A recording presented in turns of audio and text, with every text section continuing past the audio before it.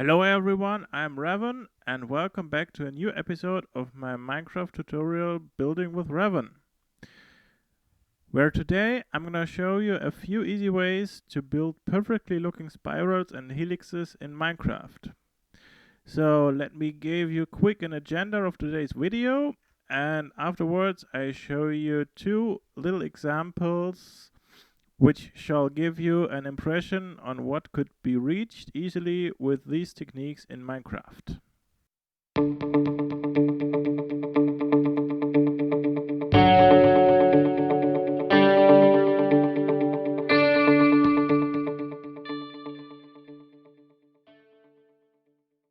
So at first we see this kind of dizzy hypno cube, which I find looks just awesome at night.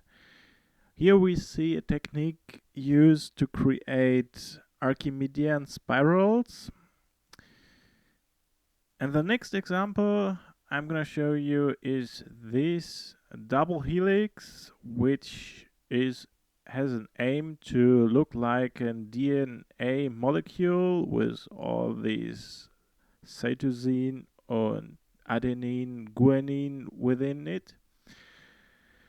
And basically, I will show you the techniques on how you could create both of these examples on your own. So let's just start with the helixes. First, as for every rotational body to construct, you will need a center spot, a middle point, and from that one we construct a circle which will define the diameter of our future helix. So the next step, or the first step in order to create the helix, is to make node points on which we will construct the helix. The essential thing for the node points is that you place them on the circle and you place them with every time the same distance from each other. So these blocks are placed with 3 blocks in between and 3 blocks in height to define the slope of the helix. And that's how I'm gonna proceed in this example. It is built that way, that the next block will be 6 higher than the first and 3 higher than the second, and so on. And one thing to mention in this build manual is that you should pay attention that you will place that you place your node points just on a quarter of the circle, and you construct just a quarter of the helix, and the rest you could easily rotate and paste to create a helix as long with as many convolutions as you want. So here you see a little break in the pattern. I used 4 blocks in distance, then just 3 blocks as I used for the other ones. That's just a tiny adjustment to make sure I really fit on a quarter circle with the first and the last point of the node points. So here you see these are the nodes on which we are going to construct the helix in the next step.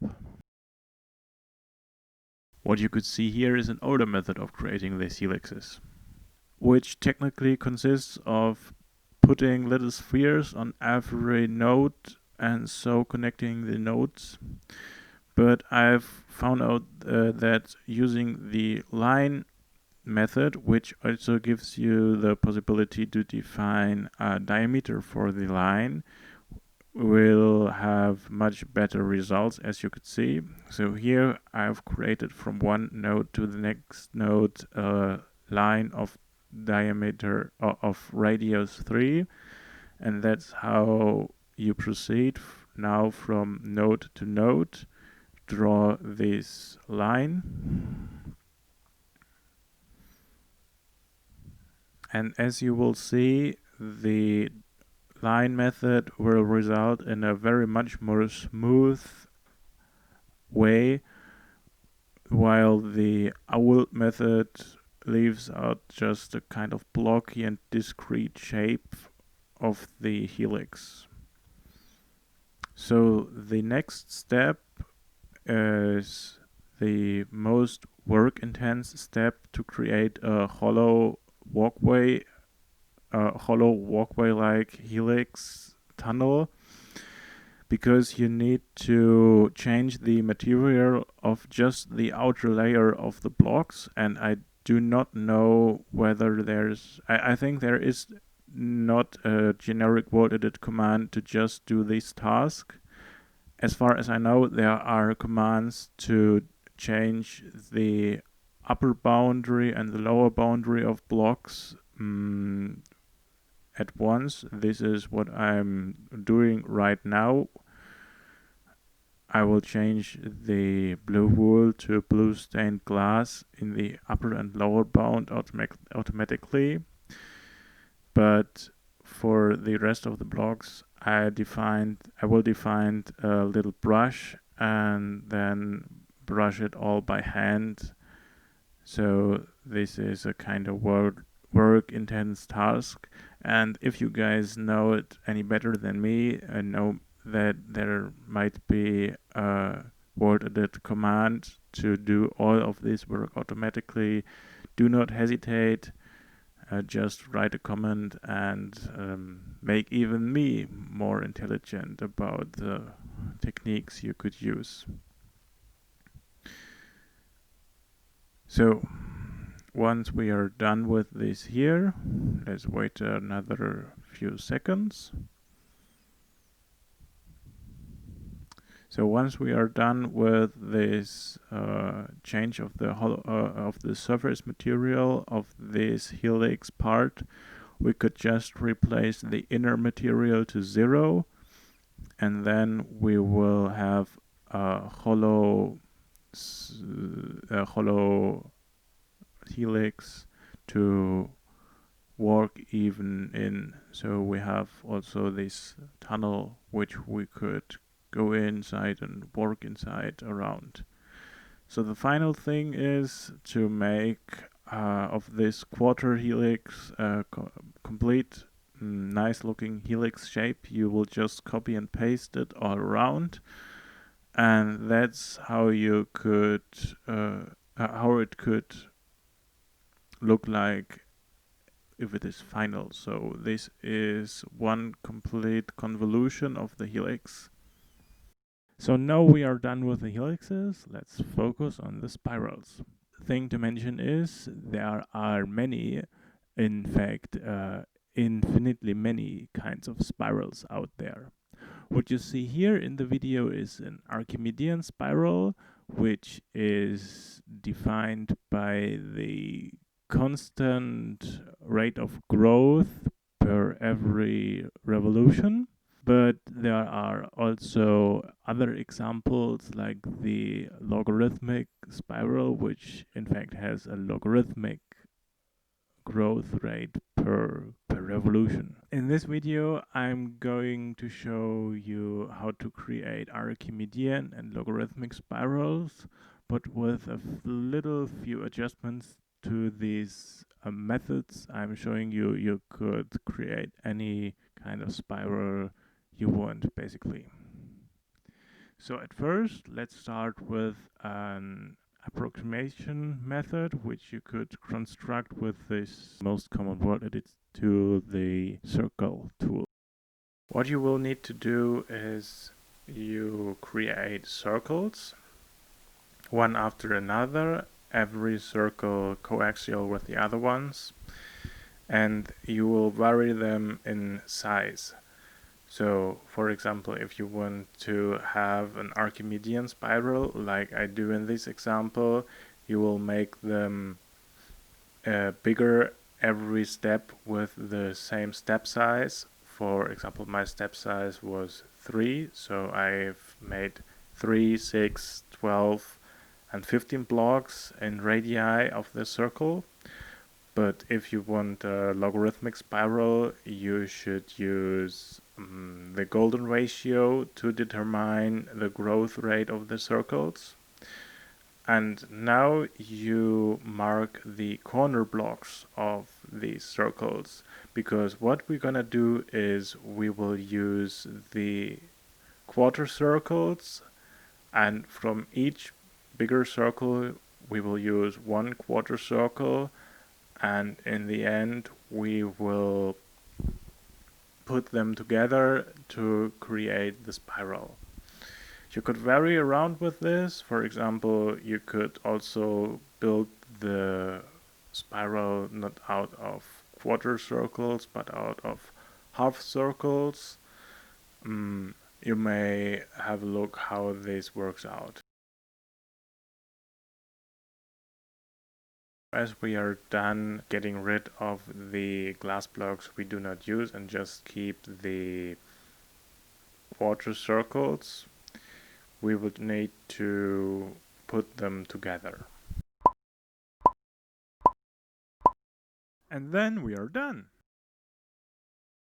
So as in the next, we will use a method which on the first sight might look a little bit more complex, but if you use the commands like I have already created them for you, it will be a very simple one-shot generation of the Archimedean or the logarithmic spiral. So what we basically gonna do is we use the //g command from WorldEdit, which basically let you plot every kind of structure or surface or curve which you could find a mathematical expression for. I do not want to go in detail through this mathematical formula because it's a bit too complex for the scope of this video.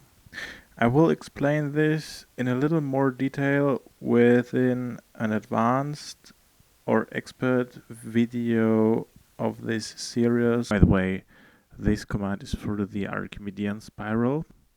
I will put these commands in the description below. Just copy and paste it and go with it.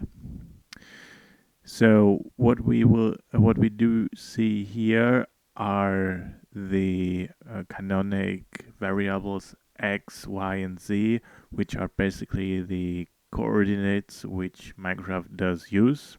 So these need to be unmodified, but you will see here are several different parameters you could choose to modify the spiral which will be created. For example, the first variable which could be modified is the block, which stands as the third input, which is basically like you know it from any other WorldEdit command, the material ID you want to use. You could just type it in there.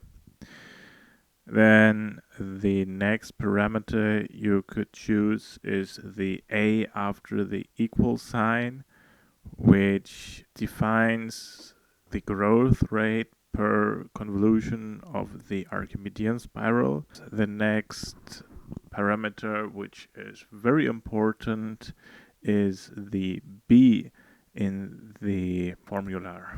There is the section -2 times b times pi, and this b is very important because this formula could just generate one convolution of the helix after another.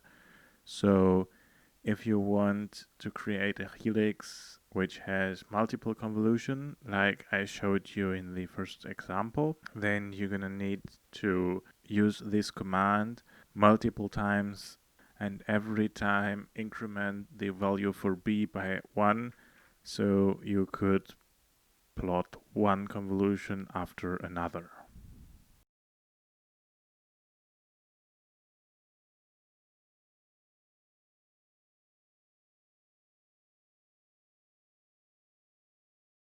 The next I'm going to show you is the formula I've prepared for you for the logarithmic spiral. This formula is quite similar, but it's a little bit more complex because it contains the exponential for generating the logarithmic behavior. And therefore, we have another parameter k, and I recommend you to use a value which is between 0.1, 0.2, because what this parameter does, it is for the strength of the exponential term. And if this parameter is chosen too high, then the first convolution of the spiral might be very, very small, while the second convolution of the spiral is already that big that it's not even on the plane anymore. So let me quickly show the example how this does look like. You first hit it with the first value for b, and you will see for the logarithmic spiral the first convolution is very, very small, so I rather recommend you to omit the first convolution, and so not start with b equals 0, but with b equals 1. It might give you a quite nicer result.